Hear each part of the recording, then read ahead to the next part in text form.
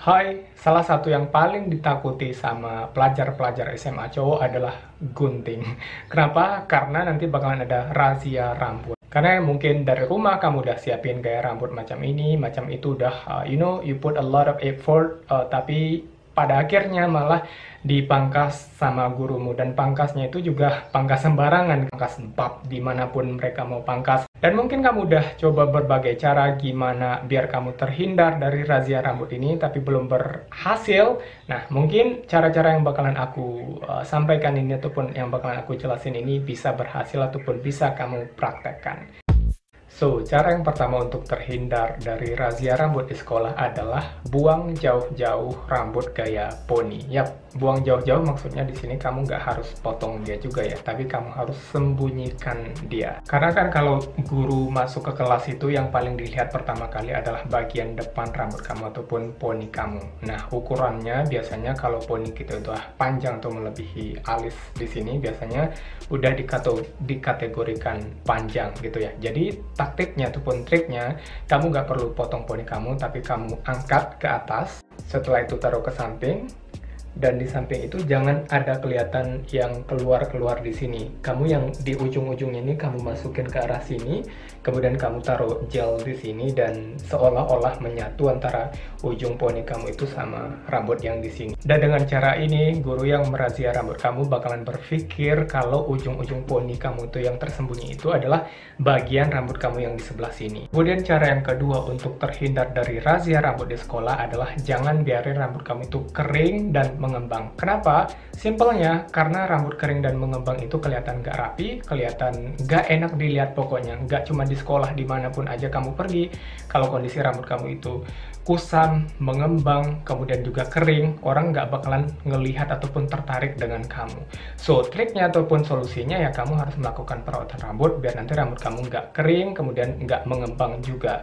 Kalau kamu mau yang instan, kamu bisa pakai gel rambut. Dan gel rambut ini sebenarnya nggak bagus ya kalau kamu pakai terus-menerus. Jadi aku saranin kamu pakai conditioner tanpa bilas saja dari brand apa aja.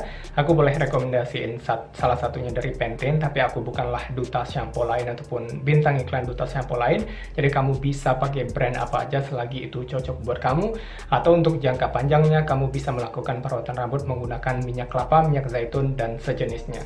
Kemudian cara yang ketiga untuk terhindar dari razia rambut di sekolah adalah dengan memperhatikan bagian atas, kemudian bagian samping, dan bagian belakang. Kalau untuk bagian samping yang aku maksud itu di daerah sini biasanya guru bakalan berpatokan sama telinga. Kalau udah nyampe ataupun menyentuh telinga itu biasanya bakalan dipotong atau kena razia. Tapi kalau masih di atas telinga seperti rambutku ini nggak bakalan kena razia.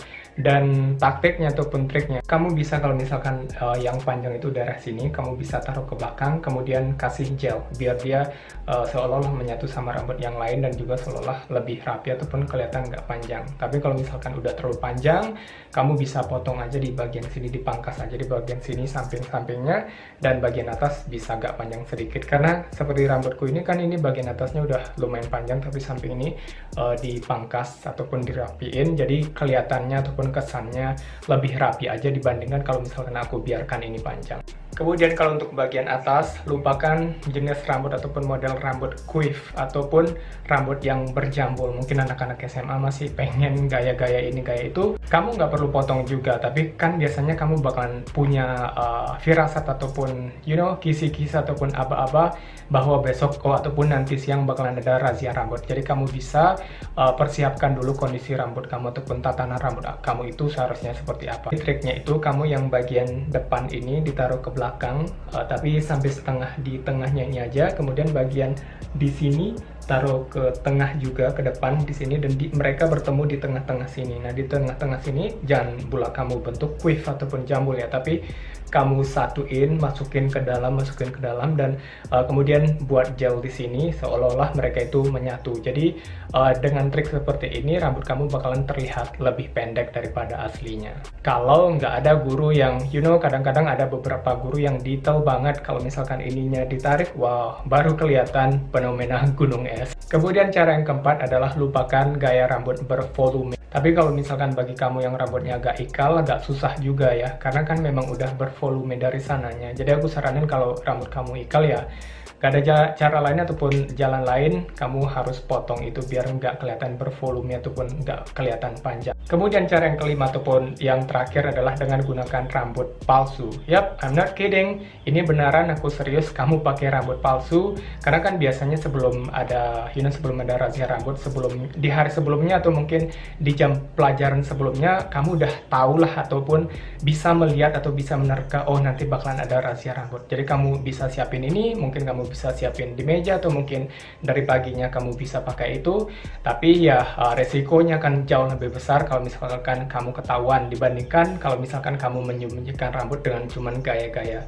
seperti yang aku sebutkan tadi. Tapi intinya sebenarnya guru-guru itu pengen kamu kelihatan lebih rapi. Itu aja sih sebenarnya intinya ataupun tujuannya untuk kebaikan kamu juga. Tapi kan kalau dipikir-pikir, kalau menurutku juga rapi itu nggak perlu harus pendek juga rambutnya, karena kadang ada orang rambutnya pendek tapi nggak diurus ataupun dirawat dengan baik, bisa juga kelihatan berantakan ataupun nggak rapi. Ada orang yang rambutnya panjang tapi dia pandai ataupun tahu merawat rambutnya, bisa aja kelihatan rapi. Tapi ini kembali lagi, intinya aku saranin kalian ambil sisi positifnya aja. So ya, thanks for watching, semoga video ini berguna.